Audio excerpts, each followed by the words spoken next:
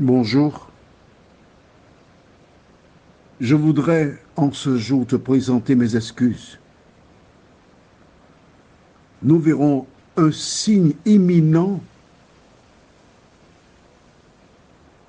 du retour de Jésus. Et je voudrais t'inviter à porter attention à cette édition qui est spéciale. Parce que le retour de Jésus est beaucoup plus proche que ce que tu penses.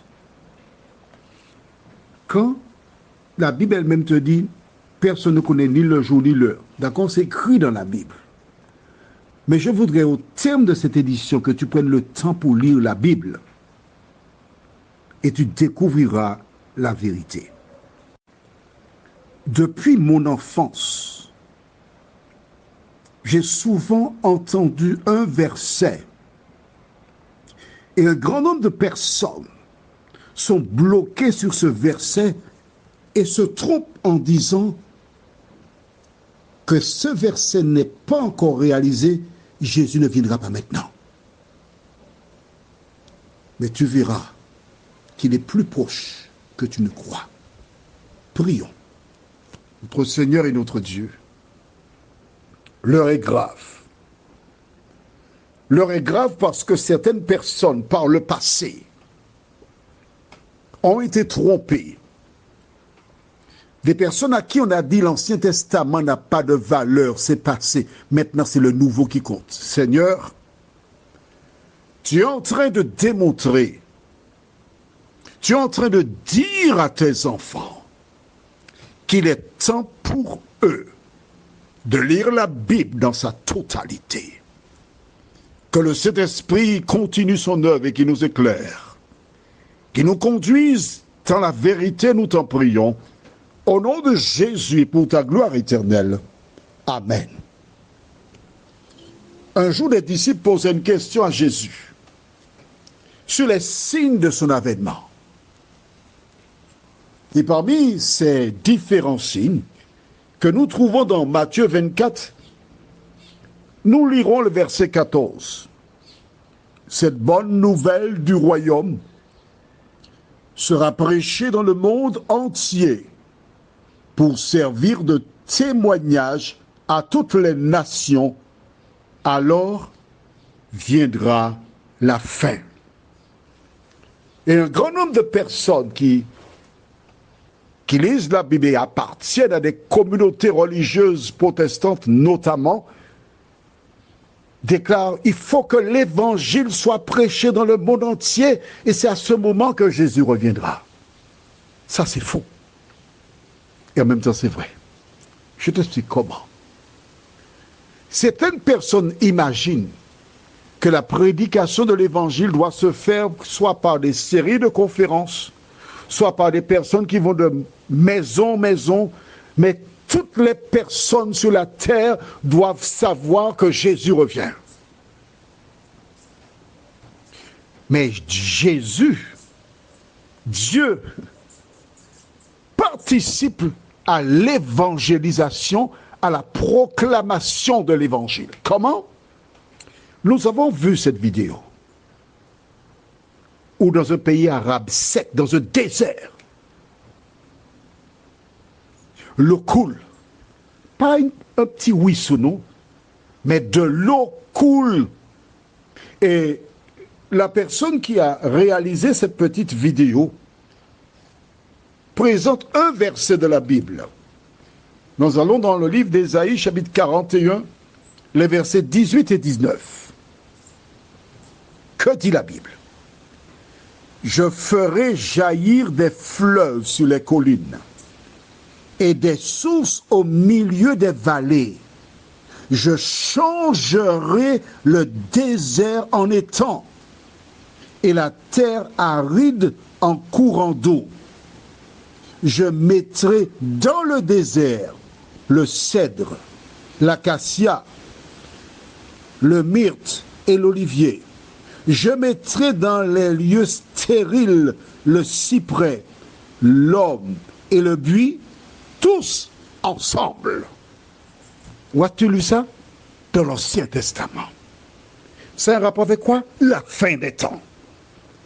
Alors toi qui m'écoutes là, si une personne est venue chez toi et elle t'a dit de ne pas lire l'Ancien Testament, que l'Ancien Testament c'est dans le passé, ce qui est important aujourd'hui, c'est le Nouveau Testament, sache que cette personne te dit des mensonges. Car c'est à travers ces deux versets que des personnes sont en mesure d'entendre, de voir, de savoir que Dieu avait annoncé que dans le désert, il mettrait quoi? Dis-moi, c'est écrit dans ta Bible. Des sources au milieu de la vallée, des courants d'eau. Il plantera des arbres. Et toutes ces personnes qui regardent ces choses se réaliser, qui ne comprennent pas. Parce que dans le monde, il fait de plus en plus chaud, et tandis que dans ce pays sec, le désert, de l'eau coule, des arbres vont pousser.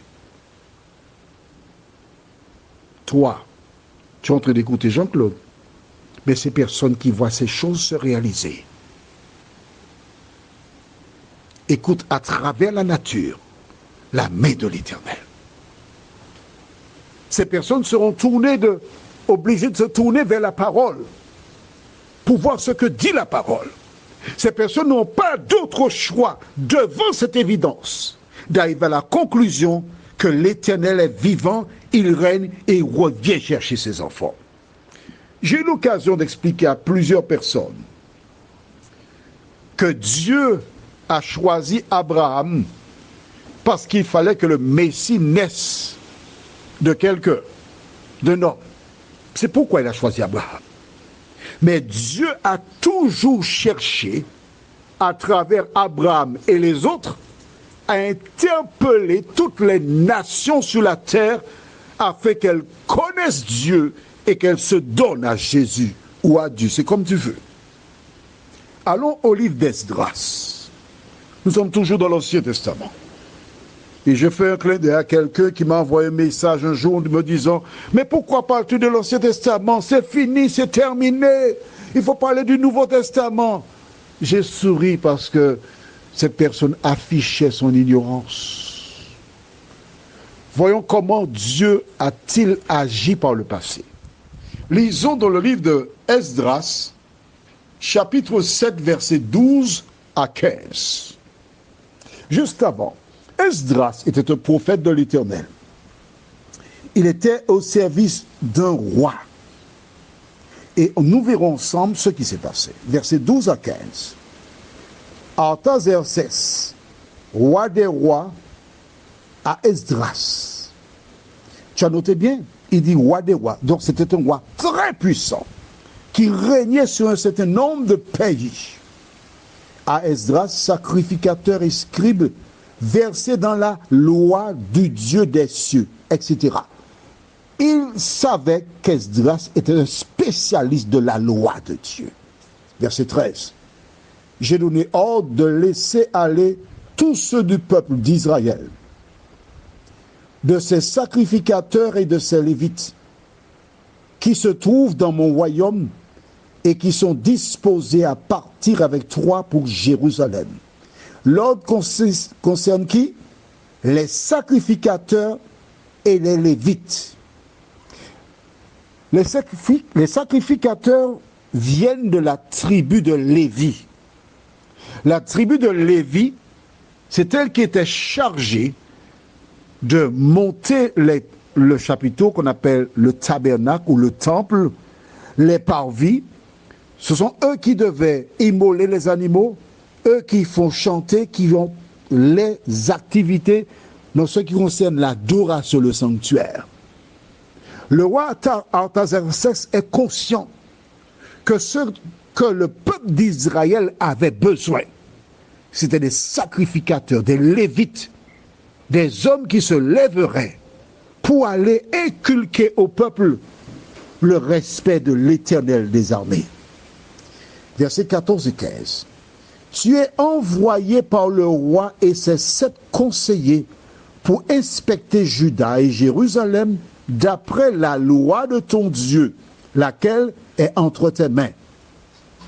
Et pour porter l'argent et l'or que le roi et ses conseillers ont généreusement offert au Dieu d'Israël, dont la demeure est à Jérusalem. Tu as entendu ça? Le roi Artaxerxès, roi des rois, il envoie de l'argent, de l'or. À qui? Au Dieu créateur. À travers la vie d'Esdras, probablement Dieu lui a parlé dans un songe, dans une vision, d'une manière quelconque, mais il est arrivé à cette conclusion. Et que dit-il? Nous allons versets 25 et 26.